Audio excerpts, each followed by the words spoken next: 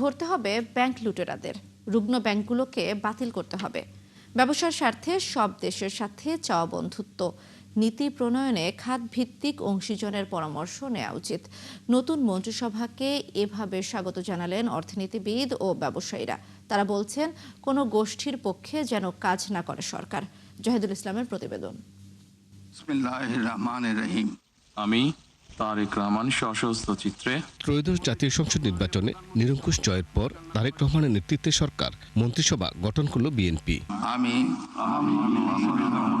ব্যবসায়ীরা বলছেন, আগের সরকারের ভুল থেকে শিক্ষা নিয়ে নতুন মন্ত্রিসভাকে সৎ থাকতে হবে। এই সরকারকে প্রধানত যে জিনিসটা খেয়াল রাখতে হবে, তারা যেন কোনো ভুল করে, বিগত সরকারের মতো ভুল করে কয়েকটি অলিগার্ক তৈরি না করে। ফ্যালকন অ্যালুমিনিয়াম মাল্টিলেয়ার অ্যানোডাইজড হওয়ায় সম্পূর্ণ স্ক্র্যাচ প্রুফ। Falcon aluminium. সুদের হার কিন্তু 14-15% চলে গেছে, সেটাকে অবশ্যই কমিয়ে আনতে হবে যাতে করে মার্কেট কনফিডেন্স। বন্ধুত্ব এই নীতিতেই সরকারকে চলতে হবে। ভারত অনেক দেশের সাথে ফ্রি ট্রেড এগ্রিমেন্ট করছে, যেমন সে ইউকের সাথে ফ্রি ট্রেড এগ্রিমেন্ট করেছে, সে ইউরোপিয়ান ইউনিয়নের সাথে ফ্রি ট্রেড এগ্রিমেন্ট করেছে।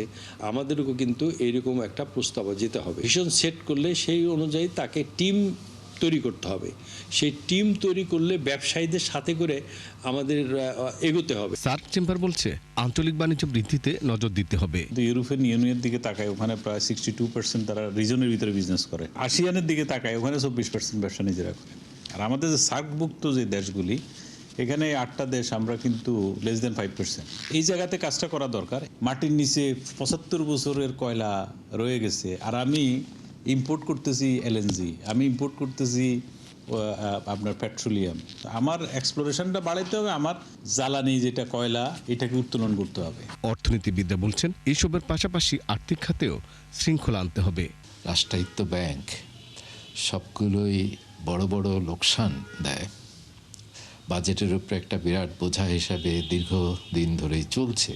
এতগুলোকে রাখার দরকার আছে কিনা? প্রভাবশালীরা এসে অনিয়ম করে প্রচুর টাকা নিয়ে চলে যান এবং পরে টাকাটা ফেরত দেন না। নতুন সরকার, রাজনৈতিক সরকার, তাদেরও অনেক ব্যবসায়ী বন্ধুবান্ধব আছে, তারাও সুযোগ পেলে সেটা তো নিতে চাইবেন। কাজে ওই সুযোগটা যাতে না, তো ওই সুযোগ নেয়ার সুযোগ যাতে তৈরি না হয়। অপ্রয়োজনীয় মেগা প্রকল্প গ্রহণ না করা, মূল্যস্ফীতি নিয়ন্ত্রণও ব্যবসায়ীদের প্রত্যাশা। জাহিদুল ইসলাম, ৭১, ঢাকা।